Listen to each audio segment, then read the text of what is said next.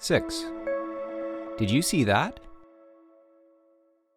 Well, Miller, said Chip cheerfully at breakfast the next morning, it's a beautiful day. If you mean that the table is back, then yes, it is a beautiful day, said Rudy. Otherwise, I disagree heartily. He put his tray down beside where Mike was sitting and began to eat his breakfast. Oh, I wouldn't disagree so soon, said Chip, enjoying himself immensely. We have some great activities planned for today. Oh, too bad, said Rudy sadly. I'm going to be busy all day. Chip laughed delightedly. Yes, I know. In fact, this is going to be the busiest day you've ever had. Rudy cocked his head and glanced at his counselor curiously. Something was in the wind. I don't like the sound of that, whispered Mike. He's up to something. Rudy shrugged indifferently and continued eating. Just as he finished his breakfast, Frank and 3 of the other counselors approached table 13 and stationed themselves behind him. You're Miller, said the head counselor. I knew that, replied Rudy lightly.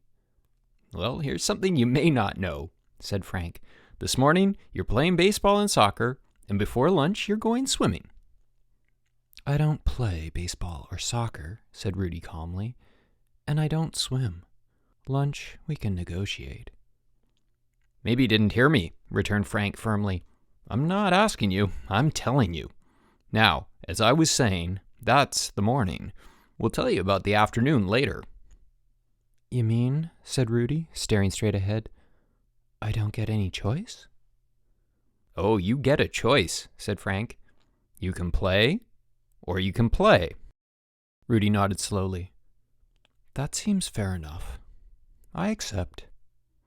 That means you too, Webster, put in Chip. How do you like them apples, Miller?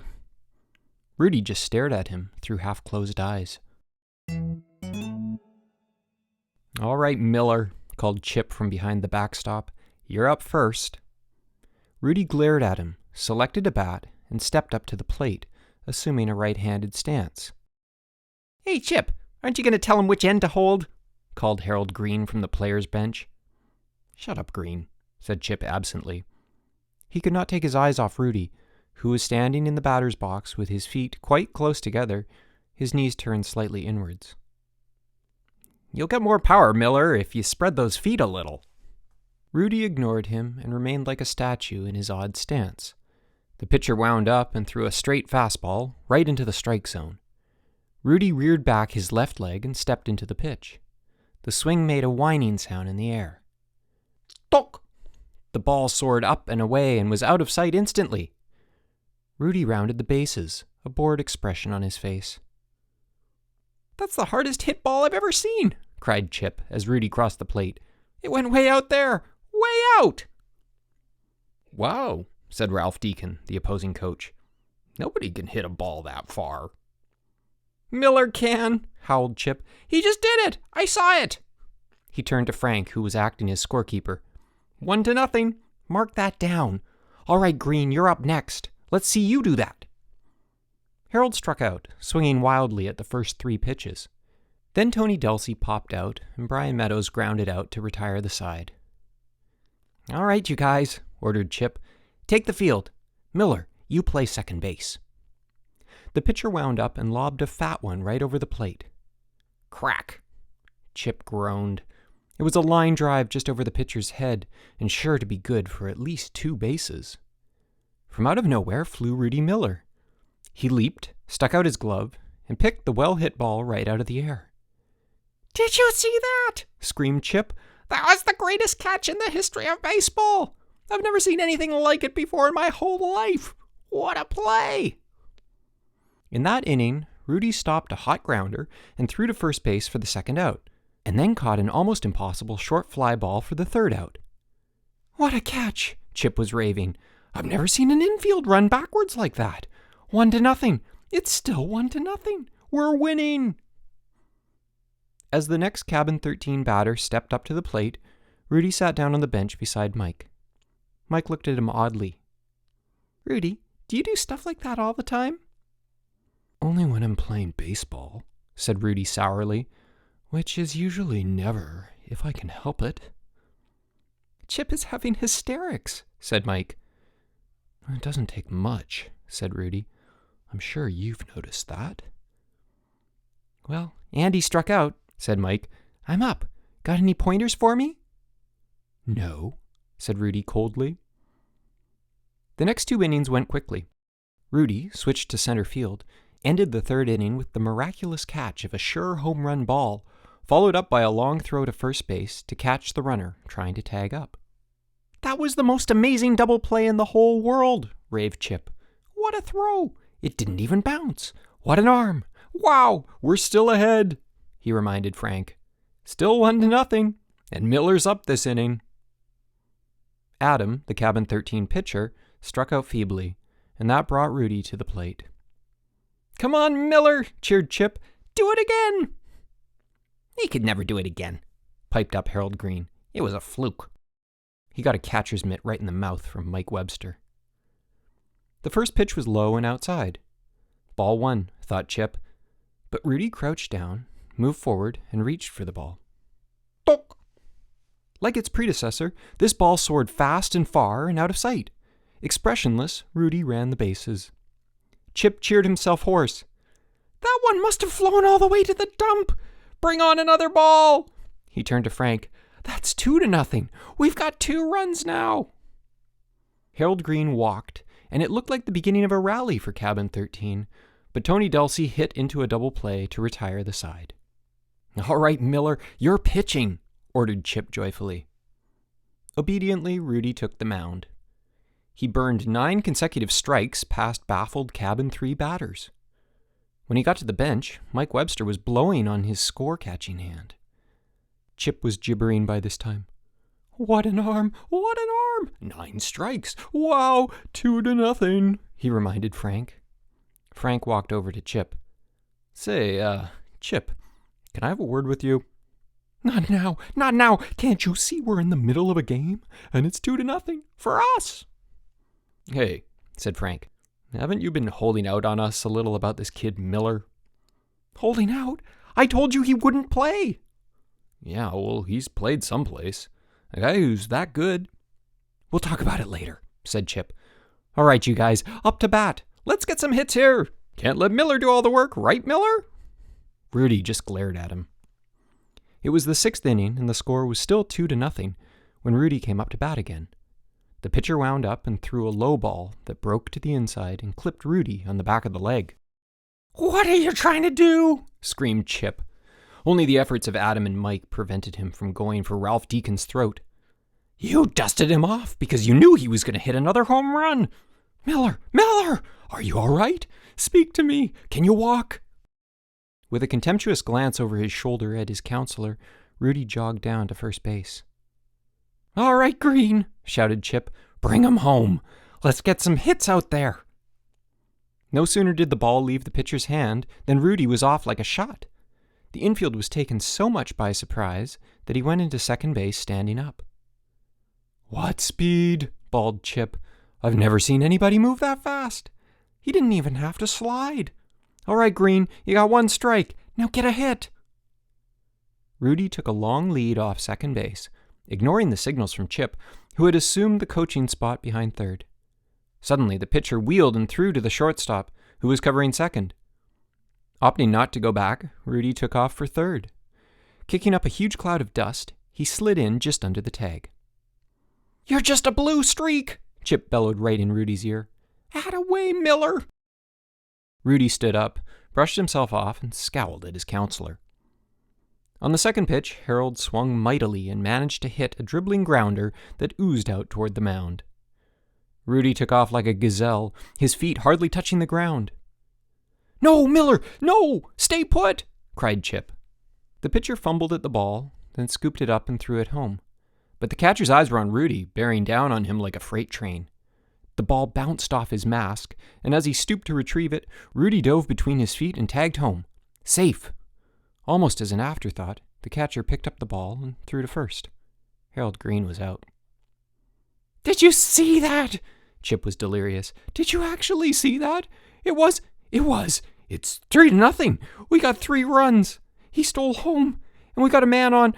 Oh, no! Green, what were you doing? Sightseeing or something? A turtle could have made it to first. By the end of the 9th inning, Cabin 13 was ahead 4-0, Rudy having hit a third home run. Chip was in ecstasy. We won! We finally won a game! It was the most amazing, incredible, fantastic, stupendous game in baseball history. Miller, you said you couldn't play baseball. I never said I couldn't, said Rudy blandly. I said I don't. Frank walked up to Chip. Congratulations, he said coldly. I guess you've got the camp championship all sewed up. I guess so, chortled Chip gleefully. Isn't Miller something? Baseball, said Frank grimly. Let's see if he can play soccer. He turned to Rudy. I suppose you don't play soccer. That's right, said Rudy hopefully. I don't. Well, you're going to, said the head counselor. Cabin 13, get over to the soccer field. Cabin 9 is waiting for you. As the boys made their way to the soccer field, Mike jogged up to Rudy. I'm sorry. For what? Rudy asked listlessly. For asking you for batting tips, said Mike. I accept your apology. Mike laughed to himself. Some things changed, but Rudy never did. All right, you guys, bellowed Chip. Take the field and play your positions. Miller, you're a forward. He turned to Jack Tyler, the Camp 9 counselor. Jack, we just won a baseball game that you wouldn't believe. Oh, yes, I would, exclaimed Jack. I was walking across the compound when that home run ball nearly took my head off, so I came to watch the rest of the game. The whole camp's buzzing about your Miller. You've kept him a secret, didn't you? No, Chip's denial was vehement. He kept himself a secret. He wouldn't play. A star like that? Don't make me laugh. But, said Chip. The game was underway. Instantly, Rudy stole the ball and maneuvered his way through the Cabin 9 defense in a manner which left many of them sprawled on the grass. Effortlessly, he approached the opposing goal and kicked. Like a cannonball, the ball went into the top right-hand corner of the net. The goalie did not even see it and made no move. Did you see that? He deked out the whole team. What feet, and what a kick! It's a wonder the ball isn't as flat as a pancake. Chip turned to Frank, who was acting as scorekeeper, but before he could open his mouth, the head counselor said sourly, Yes, I know. 1-0 for you. I've already marked it down. I guess you think you've been pretty cute about this kid Miller. Honest, cried Chip earnestly. I'm the most surprised guy in the place. I thought he'd be a dud, not wanting to play and all. I just don't understand it. He glanced toward the field. Hey, Miller's got the ball again. Come on, Miller, pass! Who's he going to pass to? Asked Frank bitterly. Nobody on the field can keep up with him. A goal! A goal! Cheered Chip. 2-0. Mark that down. When the game ended, Cabin 13 had won, 18-0. Rudy Miller had scored 10 of those goals and assisted on 6 others. Oh, said Dave, the swimming coach. You're the guy who can't swim. After their amazing second victory, the boys of Cabin 13 were standing around on the swimming pier, awaiting their turn in the water. Frank elbowed Chip in the stomach. There goes your living legend, he gloated. Miller can't swim. Well, we'll take care of that, promised Dave. Go get a flutterboard and I'll teach you how to kick. You better get him a rubber ducky, sneered Harold Green. Shut up, Green, ordered Chip. That'll cost you another day's work detail. Okay, everybody, said Dave. Into the water. Recreational swimming while I work with Miller. Passively, Rudy allowed himself to be led into the water and draped over a styrofoam flutterboard. He had been kicking around in a small circle, earning Dave's praise, when he heard an angry shout from the pier. Green, bawled Chip. You're beyond the limit. Get back in here.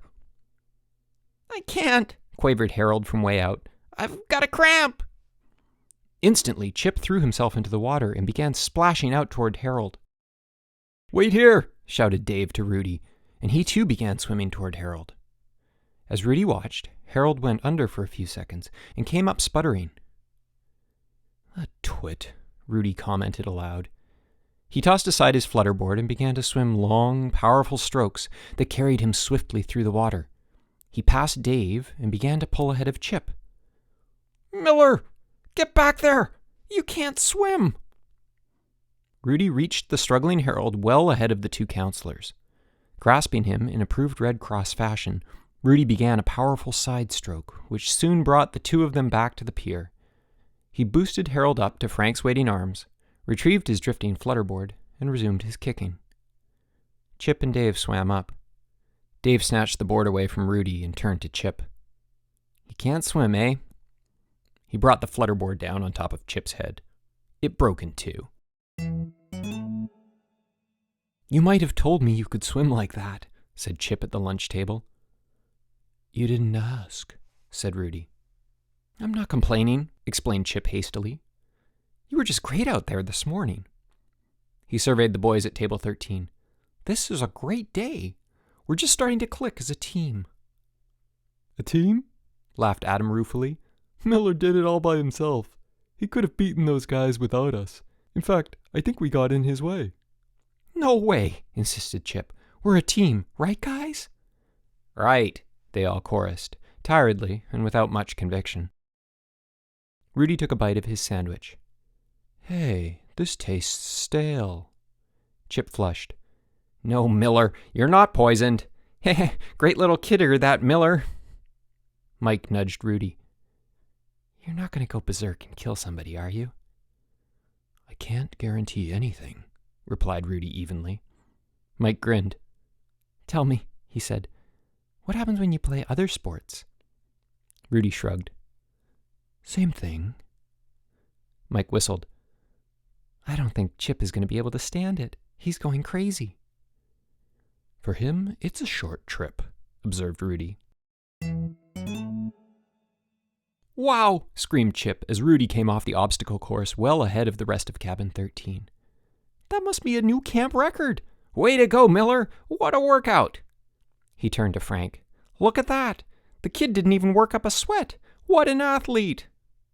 Strange he should only show up now, said the head counselor sourly. Did you see that forehand smash? Howled Chip as Rudy danced around the tennis court opposite Fred Baldwin, Algonquian's tennis instructor. Miller's winning. He's beating Fred in straight sets. Shut up, Chip, panted Fred warningly. We've got 19 now. Mark that down, Chip barked at Frank. That Miller, he scored 12 goals. So far, said Frank dryly. You know, Chip, exclaimed Leo Martin, the opposing coach, nobody scores 12 goals in field hockey. We haven't even got a point yet. Chip's answer was a joyous laugh. Ha! 20-0. Mark that down. He cupped his hand to his mouth. Way to go, Miller! Well, let's see, said Frank sarcastically, tallying up the track and field results for the day. Miller took the 100-meter dash, and the 300 meters was, yes, Miller again. The long jump went to Miller, as did the high jump and the triple jump. The 50 and 200-meter hurdles, Miller won both. Ditto the shot put, the discus, and the javelin. He paused to glare at Chip. And you say you didn't know? Honest, cried Chip. How could I know? Until today, he never played anything here. He's weird, that's all. And this is part of it. His earnest face broke into a wide smile. But gosh, can he ever hit a baseball? Well, said Mike, tossing his last bag of garbage onto the heap, I guess you've had quite a day. Yes, said Rudy, and I don't intend to have another one like it ever again. I'm getting out of here tomorrow. Can I come along? Asked Mike. I wasn't too thrilled with today either. Rudy nodded. If you like. It's a good thing you're leaving, said Mike. Pretty soon the clones would start coming at you with trophies. I've got enough of those, replied Rudy grimly. I keep them on some shelves in the garage. Of course, my parents already have a spot reserved for my future Olympic medals. Maybe I'll get them a moose head to fill the empty space. You're so good at everything, said Mike, his voice filled with awe. And you still hate sports. With a passion, agreed Rudy emotionlessly. Well then, Harold Green is right, said Mike. You are a nut. He grinned. And I must be a nut too, because I think I understand. Hi, guys, said Chip, walking into the mess hall where the counselors were meeting. Sorry I'm late. Oh, that's quite all right, said Ralph Deacon sarcastically. It gave us a few extra minutes to talk about poor you and your problem kid, Miller. What do you mean by that? Chip demanded. There was a babble of angry voices until Frank rapped on the table for silence. The guys are pretty mad at you, Chip. We figure you made awful fools of us. You practically begged us to force Miller to join the sports program, and then you sent him out there to wipe everyone else out. That's pretty underhanded. We're trying to promote good, clean fun here. Chip sat down wearily. Look, he said, for the last time, I didn't know anything about Miller being the world's greatest natural athlete. How could I? I couldn't get him to play anything. But he won everything, Chip, cried Frank. Even the lousy game of horseshoes after supper. You can't make me believe that anyone that good refuses to play sports. Well, it's the truth. Take it or leave it, said Chip angrily. And don't think I don't know what's really eating you guys. You're sore because my one kid made your whole cabins look sick. Well, I don't know if you noticed, but he made my cabin look sick too. And that's as much of a problem as anything else. Our guys will never work up any team spirit with one kid doing it all. And besides, good or bad, Miller's got as much right to play as anyone else. There was a low, discontented mumbling. Okay, said Frank. That's all for tonight. Let's sleep on it. The Beaver sniffed at the round white thing that had fallen from the sky that morning and lodged in his dam. What was it? He nudged it with his nose. It seemed harmless. Warily, he poked it aside. It rolled off the dam, landed in the creek with a plop, and sank. He settled himself down to rest. There was much work to do tomorrow. He hoped that no more strange things would come falling down from the sky.